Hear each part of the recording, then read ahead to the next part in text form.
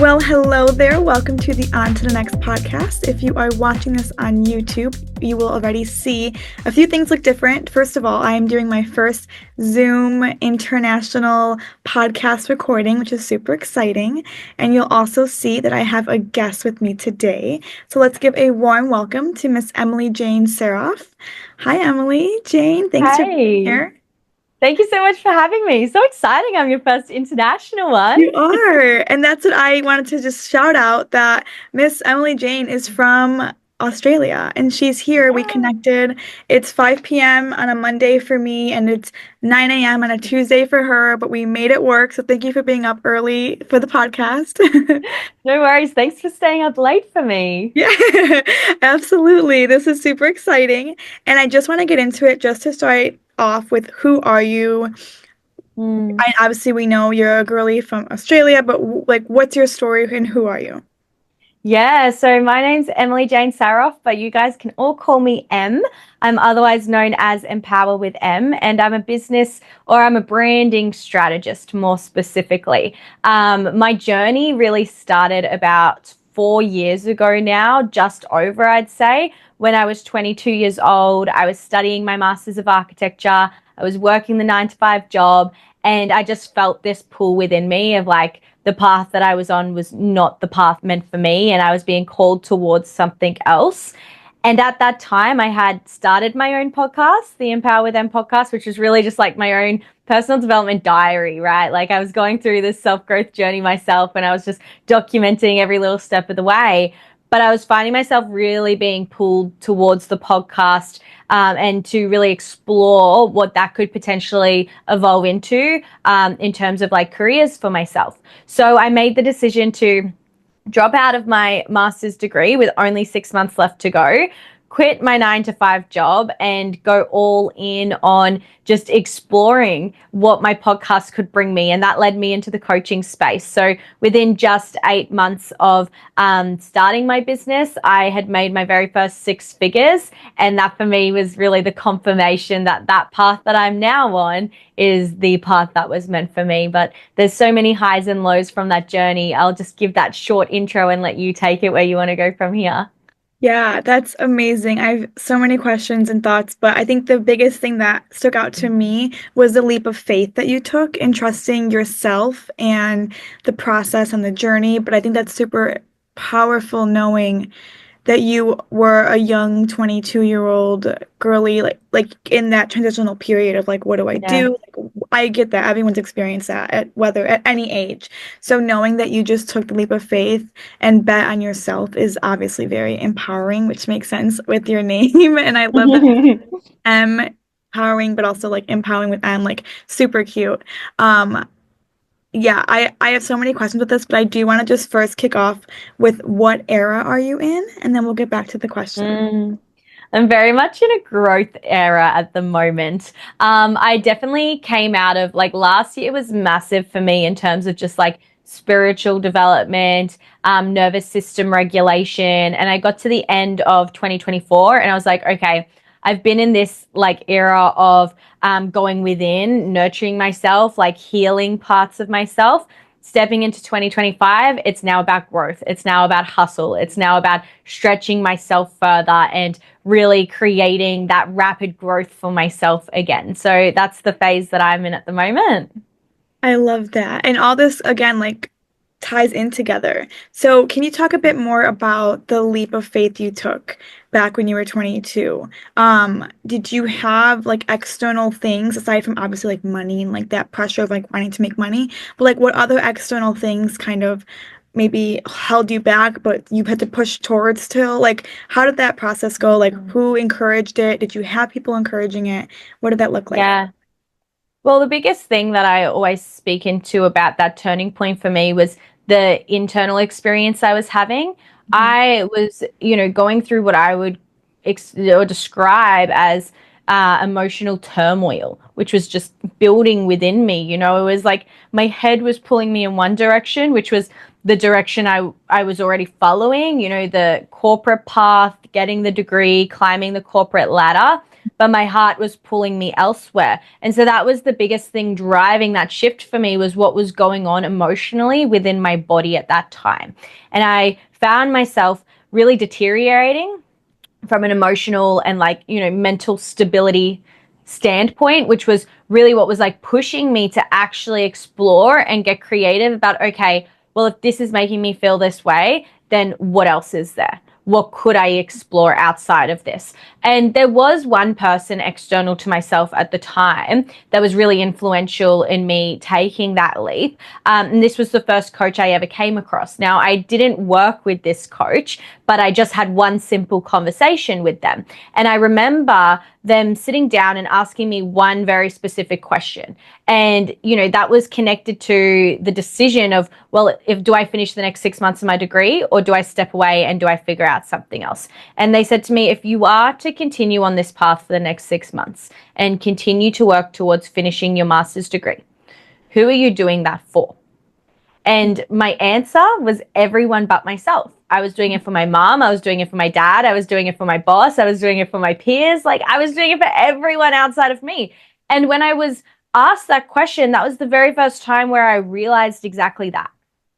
And Mm-hmm. that for me was all of the external permission that I needed to then go after what I wanted to go after, and to actually explore changing direction and following where my passion was really pulling me at that time. And even though I had that clarity, there was still a lot of fear that came up. There was still a lot of uncertainty that I experienced. But because I had built a lot of self-trust with myself over the years leading up to that, that really gave me, I guess, the foundation to be able to back myself. Right. And I think that's the biggest thing that anyone struggles with when it comes to making some sort of a big decision, or making some sort of a pivot in their life, is needing to fully trust yourself. And there's been many experiences in my journey since then where that same self-trust has been tested. And I've really had to learn how to stand deeper into that. But that was really the key thing that allowed me to go all in and take those big risks, was the fact that I chose to trust myself and I chose to back myself as I did those things. Yeah, and I love that. And I think that's a good point. A lot of people want the external validation of like, you got this, and all the cheerleaders, but not everyone has the privilege of having that. So Yeah. you saying like within yourself, like you knew you would be able to figure it out still shows Mm, a lot. And that question is so reflective, for any person in any career, which I really love, like that question of like, who are you doing this for? That's like mm, super obviously impactful, knowing that especially as women, we do a lot of things for other people, or for, the people pleasing, thing that women were given, that women were told to do things for everyone else but themselves. So doing that, reflecting on that question, kind of like, and from a third person's POV of like that coach being like, well, who is this for? Like, that's all you needed to hear to be able to mm. realize like the next level for you was your path for yourself and not for others, which I think is obviously like amazing. And Yeah. congrats on, making your six figures within 8 months. That's like amazing, especially as a young 22, 23-year-old. So that's obviously like super inspiring as well for people. And when you made the jump, did you have a backup plan? Because I think a lot of successful people Mm, who really end up, crushing all these mountains and like on the top of them, I think they kind of say like they have no backup plan. It's like this or nothing. And I think sometimes mm. that scares people, especially people who have other like things they have to worry about, or external parts of life, or kids, or whatever that looks like. So I think that question came up in my head when I was like, oh, I wonder if she like just knew like this is the only choice for me. Because that almost makes Yeah. have to make it happen? Yeah, it's a great question, that one. And when I think about my answer, it's interesting because I had a backup plan for my parents, but not for Okay, me, got you. That makes right? So it was like a fake backup plan, okay. essentially, where I knew the entire time that I wasn't going back to anything else. I knew that Yeah. I was definitely not going back to my degree, definitely not going back to my job, and I knew that I was making this thing 100% work. But then for peace of mind for my parents, Mhm. who at the time were like very, wanting to support me and wanting to encourage me, but again, were filled with fear themselves, I told them that the quote unquote backup plan is, well, my degree is still there for another 12 months before I'm, booted from it Right. officially. So Yeah. if things don't work, don't worry, fam, we can go back and we can finish it. So Yeah. that was there to really give them the peace of mind, but I had zero intentions myself of going back to that degree. So it was like a false facade of a backup plan so that my parents would be at ease and would be off my back to give me the space to go after what I wanted to go after. But yeah, for me personally, it was like there was no going backwards. I knew I didn't want to be in that degree. I knew I didn't want to be doing that. And I was determined to just make my business work. Yeah, and that's important. Like, I get that. You need to have a backup plan because a lot of people don't understand. Like, they don't, anyone, whether it's family or friends or just people in general, like, if they don't understand because they're in their own ways or maybe their own Mm. rut, or they don't want to understand, or it's too big of a lifestyle or like of a thing, oh, that will never happen to you. Do you know what I mean? Like, so Yeah. I think that's obviously important. I've been there myself, kind of saying like, I'll do this instead if it doesn't work out in a year or in 6 months or whatever. But like because of that, it's almost like a deadline you're giving yourself. Like, regardless, this has to work out because I'm not doing this backup plan. So I think that Yes. that makes a lot of sense, and I appreciate that honesty. And I'm glad it worked out for you. Seriously. Yeah, no, honestly, like that was one of the biggest drivers for me to reach the six figures so quickly Mhm. was that I did not want to go back and I had to prove to myself and I had to prove to, or I felt like I had to prove to everyone around me that the path that I had chosen was going to work out, which, in itself had some benefits of obviously, getting the growth so rapidly, but it also had a lot of cons that came with that kind of mentality because I was really in this state of mind where I was like, I'm willing to sacrifice anything in order to prove that this is going to work. Yeah, that makes sense. And I feel like I'm in this, and I'm where you are at, where you were at 22, 23 is like kind of where I feel like Mm. I am now. I quit my 9 to 5 in August, and I said I'm never going back there. And Congrats. thank you. And I thankfully have a very like supportive like mother who's also an entrepreneur, and Mm. then like sister and aunt and like really close knit like girls in my family that are super understanding and like supportive for it. But I also know like I'm also the oldest daughter, so I have to Mm. have kind of had that responsibility myself of like having to make it work. And I think what you were saying like all resonates with me, and I think that makes a lot of sense in trusting in yourself, like what you kept kind of bringing back Mm. to. I think in terms of the sacrificing part, that's kind of where I'm at now. It's like what or who or whose time or like where do I have to like give a little less love to right now just so I can figure out my stuff, and then not less love in a negative way, but like where can I do less of, like do less of TV watching and do more of, editing or whatever Yeah. the thing is. Did you have people in your life who didn't understand that, or who you had to kind of, Mm. I think in this phase I've also lost some friends that didn't really get the lifestyle. It felt like I was getting ahead of them and they were jealous. Like, did you have any of Yeah. that? Yeah, it's interesting. I had quite a lot of support around me, which was great. Mhm. But in that process of me making those sacrifices, I was probably the one who felt the most of those sacrifices, alongside my friends did feel that as well. So I Mhm. didn't really lose any of my closest friends during that part of the journey, but I did realized that I had become quite distant from them and disconnected and wasn't really aware of what was going on in their lives and Mhm. what was happening in their worlds, which of course like is damaging to relationships. But because we had such a deep level of understanding for each other and also our, relationships were so strong that we were able to come back from that, when we did finally reconnect. It was actually after making my first six figures that we all sat down, we had a picnic to celebrate. And that Aw, was where I realized just how long it had yeah. been since I had nurtured those relationships. But of course, there was just a lot of love and understanding because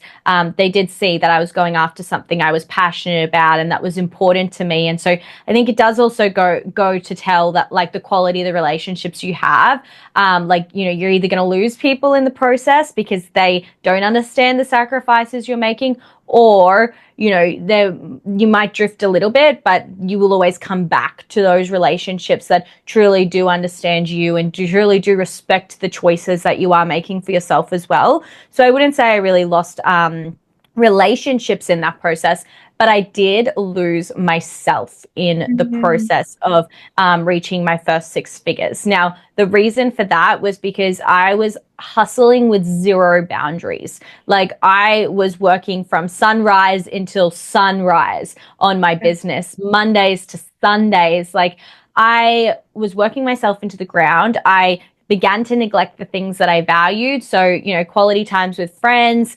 I really neglected my health. I stopped going to the gym. I stopped really like looking after my body. And Mhm. then that led to this little landslide of issues that began to come up and really moving me in the direction of heavy burnout. Mhm. I actually went to the hospital one night thinking I was having a heart attack, but it was actually stress induced muscular cramps around my chest area because of how neglected, my health and wellness had become. Because I stopped going to the gym, I didn't have a healthy outlet for the stress that I Yeah. was experiencing through business. And as a 22 to 23 year old, like to not be managing that stress, it's going to take a huge toll on your body. And so that was, one of the costs that I experienced because of sacrifices I made in that journey to making six figures. And, is a lesson that I'm grateful for having because it taught me early how I don't want to run my business Mhm. rather than, going on to make my first seven figures and then having to restart the entire building process again because, you didn't get there in the way you wanted to ultimately get there. So I don't know if that answers your question, but that kind of speaks into that there. Yeah, and honestly, I think losing like oneself is more detrimental long term. Mm, Like you said, the people closest to you, I agree. Um, mm, like the ones who are real, like get it. Like they support you. They maybe not won't understand what you're doing every day, but they get it's for something bigger than your. mm, So that's obviously very important. But losing yeah, yourself is obviously scarier in the sense of like when it does affect your like mental or physical health or your yeah. spiritual well-being or whatever that looks like for you.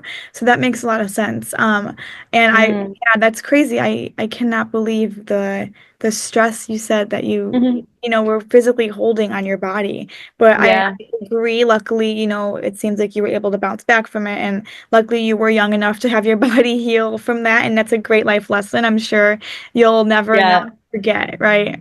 It's interesting, and you say that I like, obviously I've been able to heal from it, but it's funny because it's only like 4 years later, I feel like I've actually healed from the process because once I reached that point, like having lost myself in my business, that put me in a low vibrational state, right? Like if we're talking about energetics, I was in a low vibe state and I was then susceptible to attracting things that Mm, were also playing at that same frequency.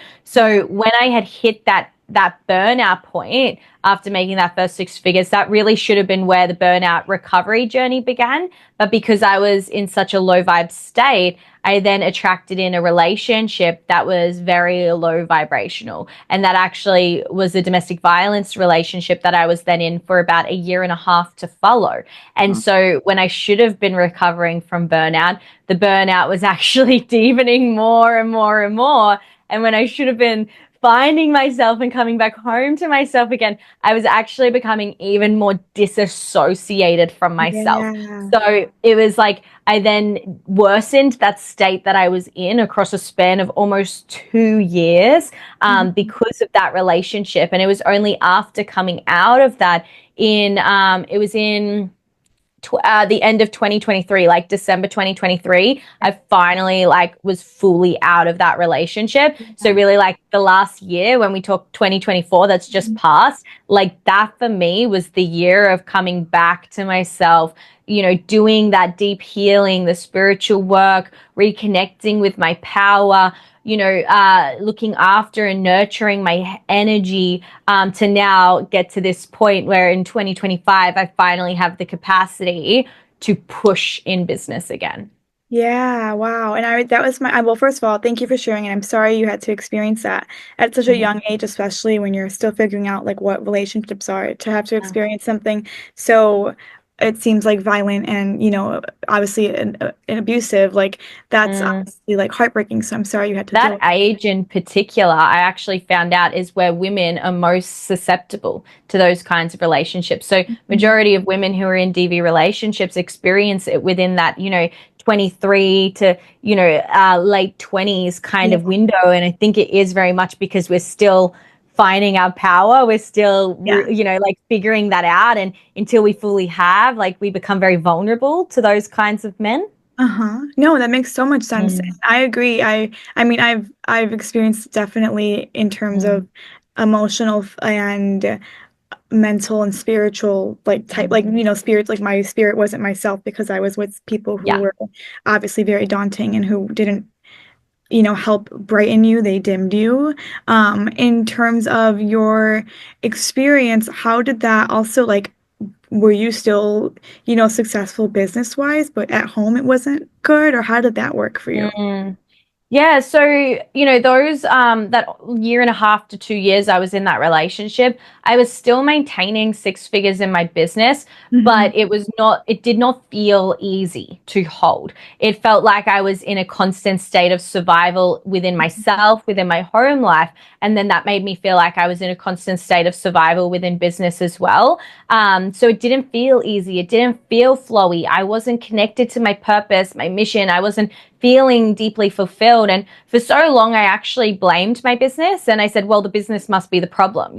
Like if I'm feeling this way, it must be because of this thing. But what I didn't realize at that point in time, that my business was never the problem. My business had always been something and still is something that is so connected to me and my mission. The problem was the relationship that I was in. And because that relationship was draining me so much, and keeping me in that state of survival, I wasn't able to connect to my vision, my mission, my purpose. I wasn't Yeah, able to feel that fulfillment from my business because I was drowning in my personal world. totally. And that is such a common thing, especially I've in my own circles of, powerful women, like finding a partner who understands the business, Mm, whatever business it is, or whatever career route you take, it can be difficult. And then if you're, yeah. you're up and coming and you're also a face, you're on social media, you are Yeah. your brand, your face, your look, that can be very discouraging to insecure, weak Mm, men, in my opinion.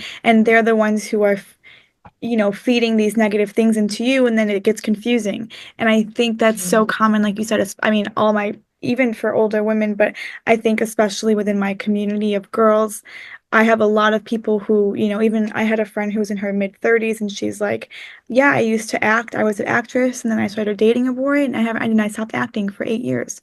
And he mm, like stopped me. I couldn't go to classes. He didn't like me on the screen. I couldn't do scenes with boys. Like it just that's like a very like basic example for what yeah. just to prove the point. But I think that's very um a very unfortunately common theme that I hear with women, especially Mm. women in some who are in some sort of power position, like you are. Passively. And Yeah. it was interesting because I would notice that as well. Like the guy that I was in that relationship, he was almost 10 years older than me. So, Oh, I'm like 23 and he's like 33. So there's yeah. like a big age gap there. And it was very interesting, like even to reflect back on it. I feel like I would notice in the moment, like at times where it would be like, I can tell you're triggered by me, my success, by my grounding in myself right now, but then I didn't fully register, the extent to that in the moment. But it would be things as simple, even as, like if I'm sharing a goal for what I want to achieve, he felt like he then had to unrealistically, overthrow my goal. Like if I was to say, oh, I want to do $1 million in my business by this age. And then Mhm. he'd be like, yeah, well, I want to do billions of dollars in doing this, and this. Like just, really throwing out things that weren't even realistic to anything he was working towards or Yeah. any plans he had even put in Mhm. motion. And it really felt like it was just coming from that place of insecurity to squash down what I was really like putting out there myself. Sure. So for sure, like you do see that a lot. And it's so important that in relationships you're making sure that you're self-aware of your own insecurities. Like on one hand, it's easy to say, you know, like, oh, he's insecure, he's projecting this and that, but also being very aware of yourself and checking in where your own insecurities come up and making sure that you're doing your due diligence by Yeah. not then projecting that into the relationships that you're in as well. Yeah, I think one thing I learned, because I recently got out of what I would consider a very definitely more emotional abuse type of Yeah. manipulation, isolation, that type of experience. Mm, And it would thankfully only lasted about 5 to 6 months, the whole yeah. process. But I about maybe for the last like about 4 months in, I started getting these gut feelings of like, this doesn't feel right.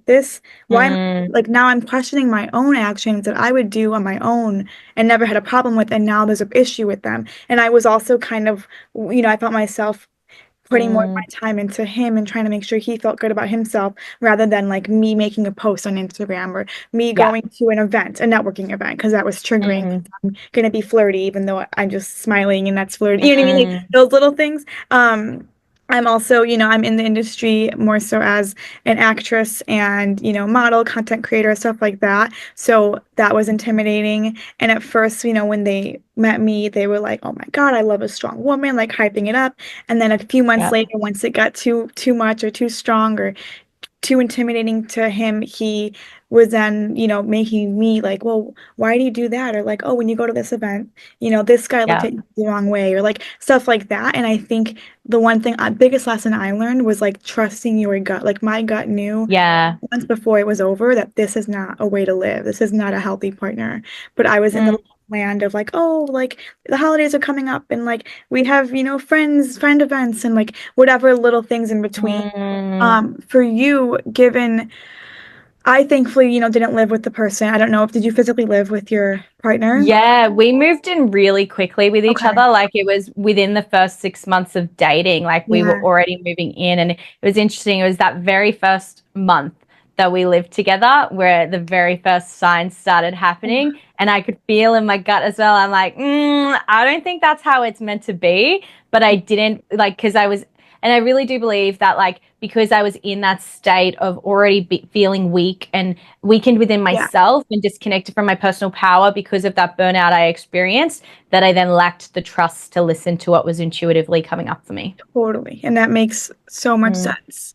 Um, so much sense, especially given knowing he was, that age gap mm, also makes a difference because there is a power dynamic. And if you're more successful than him, like, or if you guys are on the mm. same level, he's probably like, how is this 20-something-year-old doing more than me? Or like whatever that looks like for you. Yeah. So I could see how that imbalance is hard. And it's hard to get out of, especially if you're physically like coexisting, cohabitating together. Yeah.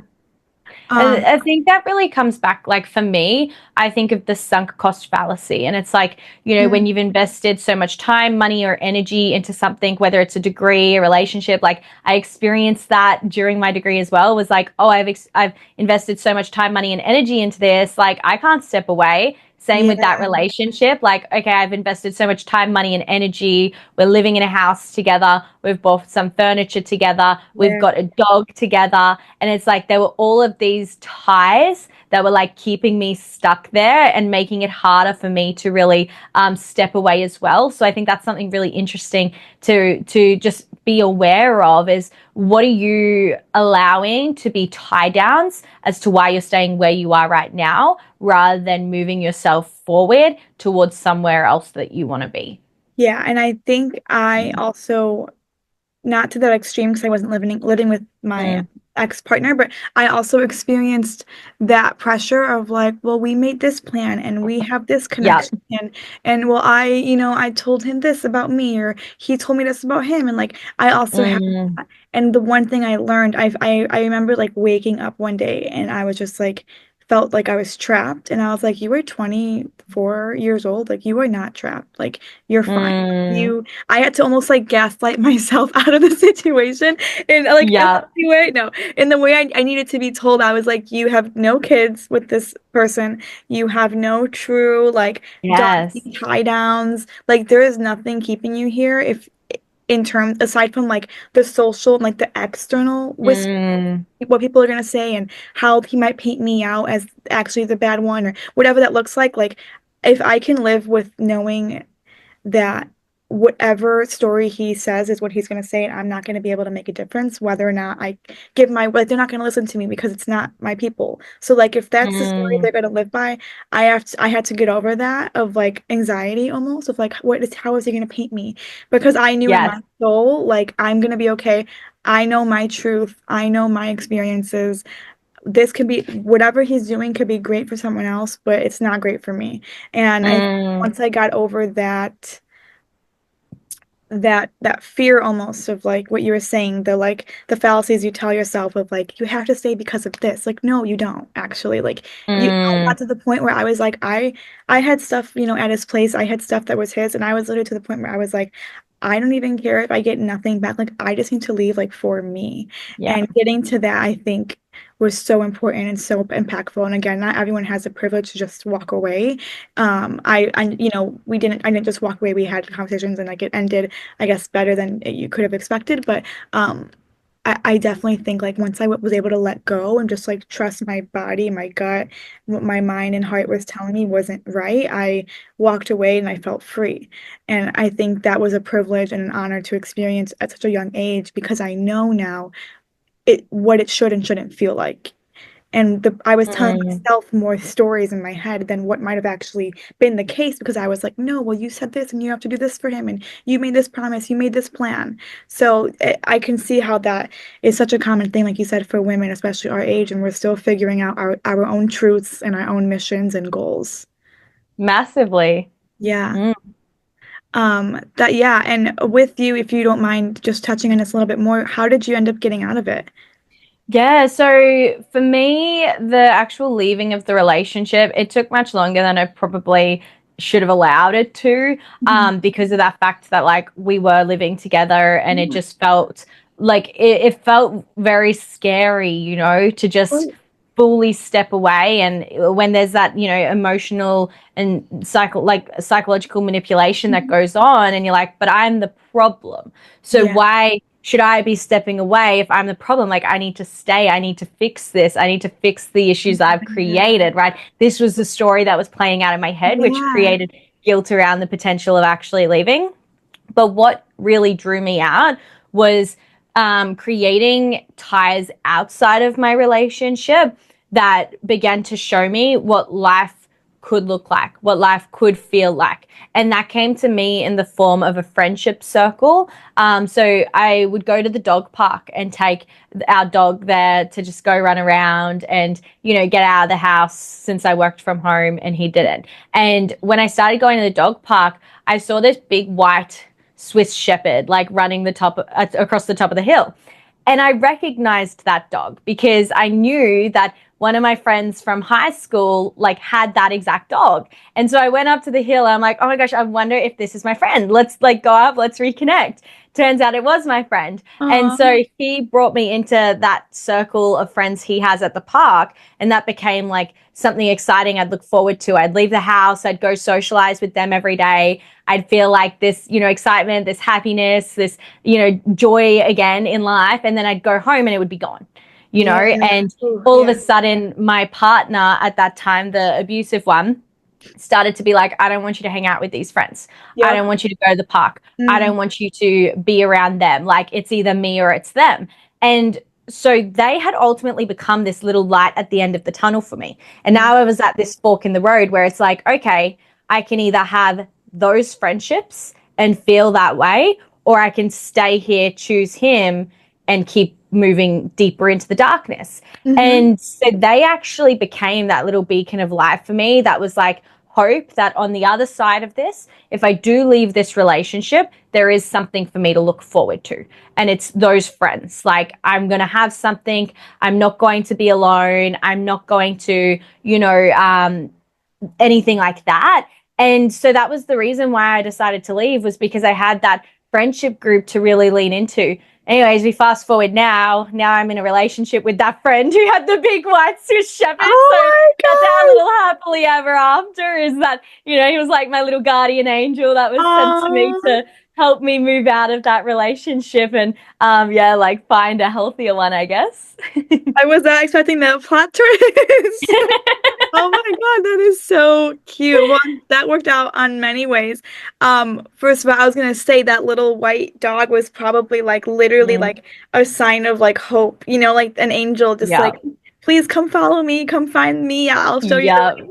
Wow. Well, oh my God, there's so many thoughts with that alone. But I just to quickly recap, first the friendship thing you're saying is that Mm, it could not be more true, whether it's one friend, whether it's, starting a new, going to an art class or just getting yourself out of mm, that space where you could feel like yourself again, even if it's for 20 minutes a day. yeah. That sometimes is all people or all women, all people or all survivors have. You know what I mean? Yeah. So like leaning into that is so powerful.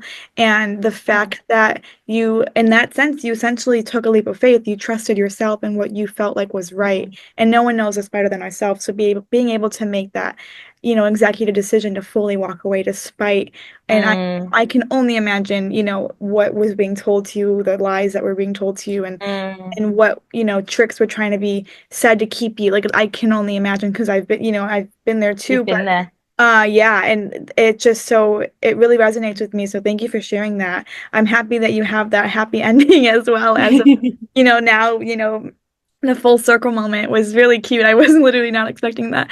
Um, so now, being with what you just said, like a healthier partner and healthy relationship, I'm sure you feel it makes sense to want to grow now that you are, you know, past the speed bumps of part of the Mm, because I know we're always healing as humans, but definitely having someone who kind of understands and almost kind of help take you out of that, dark place is so important. And I'm sure having a partner who met you during that time or who you've known since high school, that mm, those things are hard to come across. So finding mm, connection again is super important. With mm, with you now, how is that going? Balancing, your mm. career, friends, family, relationship. What do you think you've learned Yeah. from all that so far? I'd say right now, like where I'm at in life, I've probably got the best balance that I've ever had when it comes to like relationships and business and like working on my health and discipline around my health is still something I'm trying to fully get a grasp on because I find, when I lean very deeply into business, it's very easy to let that health piece fall off. But I think the great thing is I'm so much more aware now than I was in the past Yeah. because of those experiences I went through. I'm very aware of like what signs to look out for and when I need to make adjustments. So when I recognize that I haven't been to the gym in 2 weeks, I'm so much more strict on myself about getting movement in whatever capacity I can. So I'd say that's probably like one of the biggest gifts that came out of those experiences I had was the gift of awareness. Uh-huh. Awareness of like what I need in relationships, awareness around like how I need to create balance between my business and the other things that I value in life as well. So we're not perfect still, Yeah, but we're probably in the best place that I've ever been at when it comes to creating that balance between the business relationships and other personal goals that I just want to work towards for myself. yeah, no, I love that, the gift of awareness. That's a really good, I think once you become self-aware, as an adult or a young adult, um, it's hard to break that self-awareness. Like Yeah. it's hard to change that because I know how hard and how long it takes Mm-hmm. to get to that point. So that's really important. And I'm happy that you seem to be like in a much better place. And like you said, one of the best places you've been in, so far. So very, very proud and excited for you, with that and with your journey. I Thank you. yeah, and I love like your Instagram posts are so cute. Everyone will plug your stuff at the end and everything. But I do appreciate your Instagram posts because it's like a little glimpse of like I feel like I know you a bit more because of that, obviously, but it's also a Mm, glimpse of you seem very disciplined, of like your business and like how you have a structure and I like how much you share. I know that you are a coach and that's what you do in terms of kind of, helping with people's brand strategies and stuff like that. But I think it's sweet that you just, openly share what you do and ways to kind of get yourself in a more structured way for your viewers because it yeah. shows that you're not just doing it for like the money, like you're also doing it for like the overall like awareness, like you said, in terms Mm. being aware with like how you're structuring yourself. And I think so you obviously like you seems like your audience is obviously women mostly. Your target audience seems to be women, and I think that's also important given, your journey as well and how open you are to share your journey, which I've Yeah. seen even on your Instagrams throughout the months that we've been following each other. Yeah, I'm a big believer in being open. Like, if we're talking about personal branding strategy, the more of yourself you can share online, the stronger that personal brand is going to grow because it's exactly that, right? The connection that people feel to you is what really, establishes a brand. And I've always been very open, very transparent. I truly believe that the experiences I go through, it's a disservice to the world if I'm not sharing them as ways for you to learn, you to grow, and you to navigate your human experience as well. So I'm, yeah, a big believer in being open and sharing as much of my journey as I can, to really help others who maybe see me as a little beacon of light that's a couple steps ahead of maybe where they're at in their journey as well. Yeah, and I think one thing I learned also is that like whatever we feel or experience, we are Mm, not the only humans on this world who ever felt that. yes. So, like you said, I'm in Chicago, you're out in Australia, like I'm still resonating with you. So, like definitely like Yeah. always having I agree. I always like to I mean, this podcast alone is me trying to just make people know that they're not alone in what they're experiencing and that little, like, sign Mm, of hope, even if it's for 10 minutes a day. Like that is again that can change someone's outlook and on life in general. So massively. I think that's very important. I totally agree with you. With the new year coming up, obviously we're 2 weeks in, but what big plans do you have? Is there anything you want to share with, the podcast that you Yeah.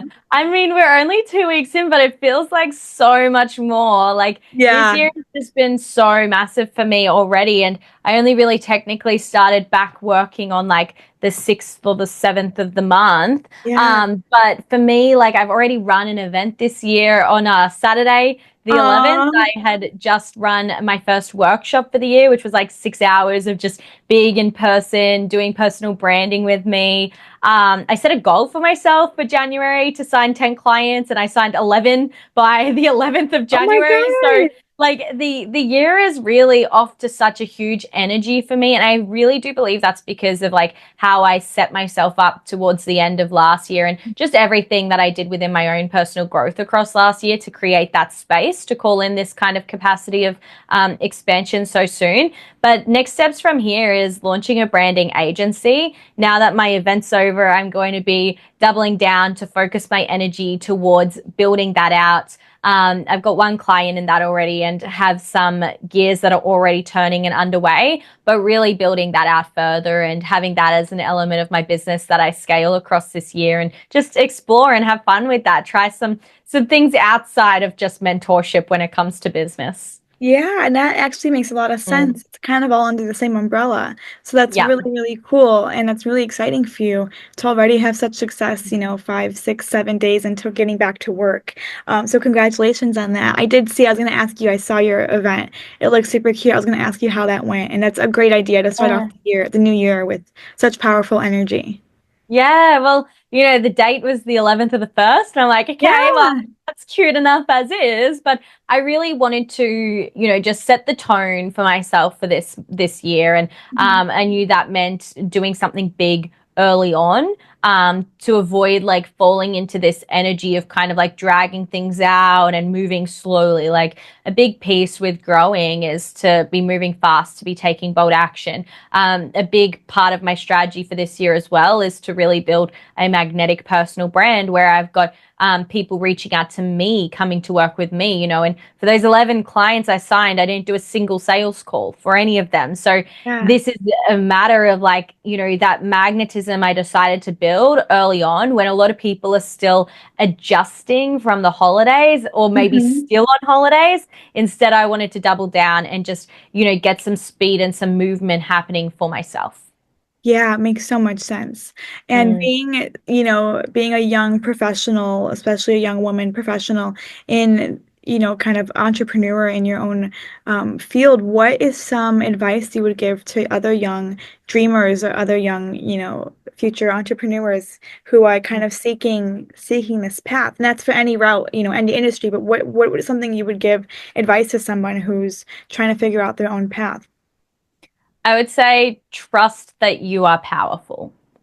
Really, really trust that you are powerful. Even if you haven't experienced the full depth of your power yet, maybe you haven't seen the full potential of what that looks like within you, just choose to trust that you are powerful beyond your own understanding right now. And that when you lean into that personal power, that's when everything becomes possible for you. That's what I did early in my journey. That's what I've continued to do, across the last 4 years of my business journey. And that's especially what I've done as I've stepped into 2025, is to just really connect in and trust in that power that is within me and bring that forth for the world to see.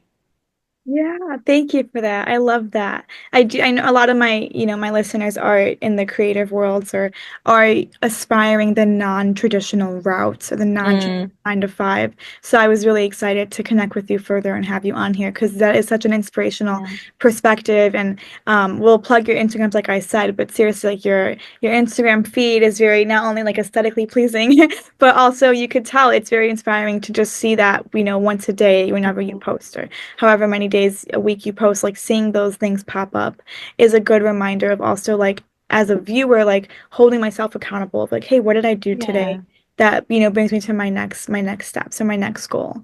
So Yeah. that's super important. And I did want to just go quickly to what little Emily Jane was up to. Did you always have this spark in you? Were you always the communications route, how you are obviously a speaker, the confidence that you hold to be able to take this route? How was your upbringing in that sense? Did this Yeah. make sense for you?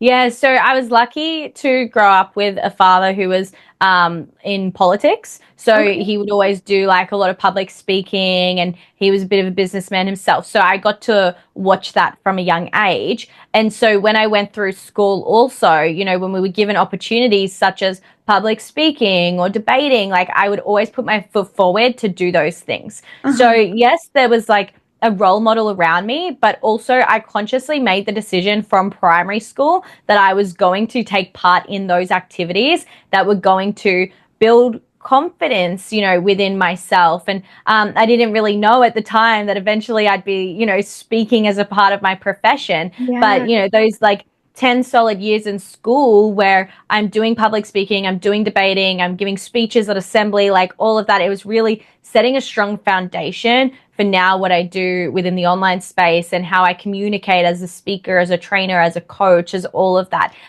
So there's been a lot of practice for me, and there's been a lot of intentional opportunities that I've taken on as I've been in those like younger ages of myself that have helped strengthen that within me. But it's never too late to start. So if you didn't have those opportunities when you were younger, how can you start to create those opportunities for yourself now, if that's an area of yourself, which I believe every person on the planet should really learn public speaking and really learn the art of communication, especially if you are in business. Because business is your ability to actually communicate the value of what it is that you have to offer to someone else who is going to be a prospective buyer. So if you're not confident when it comes to public speaking right now, get confident. Give yourself opportunities and position yourself in rooms where you're going to be able to build that skill set, because that's going to become an invaluable skill set for you as a business person. Yeah, and especially in this, modern digital media world, if you Mm, have the resources to take a class, or if you feel like you're already too old, for the lack of better words, like, putting yourself mm, on camera, posting a video, watching videos on YouTube or TikTok of, key yeah. top 3 tricks for public speaking or whatever. I totally agree. I grew up like, very Mm, much so like on a stage and as a theater kid and different types of speaking. I ended up majoring in like PR and communications during my mhm, undergrad. So had it in me from a young age, but I always thought no matter who you are or where you are, one thing my university did that I really agreed with was they required every student to take a public speaking class before graduation. Mm. And obviously, like I was thriving, but like I had friends who were like, "Oh my God, get me out of here!" And I'm like, "You're gonna be a teacher. Like you need to know how to public speak, even if it's to 5-year-olds, you know." So I Yeah. totally agree with that route, and it's really cute that you had obviously that little spark in you since you were younger, and that you had that initiative. Do you have Mm. any siblings? Or are you an only child? Yeah, so there's four of us. I'm the Okay. second oldest. So it's older brother, then me, then sister, and then a little brother. Oh, cute. Yeah. So Mm. also being one of the oldest girl, you had that, leadership energy, Yeah. lady, boss girl, I guess, energy. Yes. Makes a lot of sense. Yeah, that's so cute. Well, just last question before we end today is what is something you would tell your 16-year-old self that you wish she knew? Mm. Follow what lights you up because like if you move in the direction of where your passions lie, whether that be as a career or if not as a career, like as something you just do in your downtime, you're always going to feel that sense of fulfillment. I'm really grateful that I was able to find at an early age what it is that I'm passionate about in a career and really lean into that. But it's so important to always, always, always make sure you follow what you're passionate about. And I think we're often taught to follow where money is rather Yeah, than follow where your passions lie. And I believe that's why I stepped into the architecture space rather than exploring something more connected to what I was passionate about, was because I was told to follow money. But if you actually follow your passion, money can be found there as well. And more money can maybe even be found because of that fulfillment that comes with what you do there as well. totally. Yeah, because it's genuine. So it's easy to sell a genuine passion Yeah. versus selling, whatever you were told to sell or whatever you have to sell to Mm. meet a quota. Like, yeah, 100%, that makes a lot of sense. And that's a very sweet message for any age, but I obviously like to bring it back to your inner child and what, she would might have wanted to hear. I'm sure she's Yeah. excited, she's proud of you and happy that you did follow that light, despite, what life might have gave you at some points. Um, I did want you to plug your socials and where we can find you and what you're up to, like you said, for the new year. Yeah, well, I'm super easy to find. If you want to listen to my podcast, which literally dates back to when I was 22 years old, you can hear the journey from me being in it on the Empower with M podcast, or you can come follow me on Instagram at Empower with M. And I've got some free trainings I can send your way as well. So I'm sure we can plug one of them into the show notes. But if not, you can message me anyway, and ask for them, and I can pop them your way. Yeah, thank you so much. I would love that. I can always add them in, like you said, later for the listeners. But thank you so much for being here. And I absolutely have loved getting to know you more. It definitely gives more fun insight, like, hearing you speak here, given, seeing you on social media. So that was always exciting. Oh, And I'm glad. yeah. And I'll plug all your stuff. Do you have any last minute things you want to say or any last questions or anything you want to just put out there before we um Mm. stop recording? The last thing I'd probably say is, give yourself permission to dream really, really big. And it's very easy to kind of take that permission away or to start to think smaller. So, coming off this podcast episode, I want you to take a moment to yourself to just think about what is that big vision that maybe doesn't make a lot of sense to you right now. And maybe you don't understand how you're going to get there. But what is that big vision? And can you give yourself permission to start to go after that today if that's what your heart is really calling you towards? Yeah, I love that. Like what scares you the most and how can Mm. you make it a reality? Yeah, that's great. Thank you so much for that. No worries. Yeah, well, Emily Jane, Empowered with thank you so much for being here. And it's been absolutely an honor to chat with you more. And I'm so excited for all that 2025 will bring you. I'll be rooting you on from Chicago. Uh, Hey, well, when I'm in Chicago, we'll go for coffee together. yes, When you're yes, we'll have in to. That would be so fun. Please let me know. Yeah. Australia. Alrighty. Well, thank you so much for being here. And for everyone listening, you know the drill. Like, follow, subscribe, post, share, reshare, tell your friends, all about the On to the Next podcast. And thank you all for listening. And I will see you all next week. Bye. Thank you.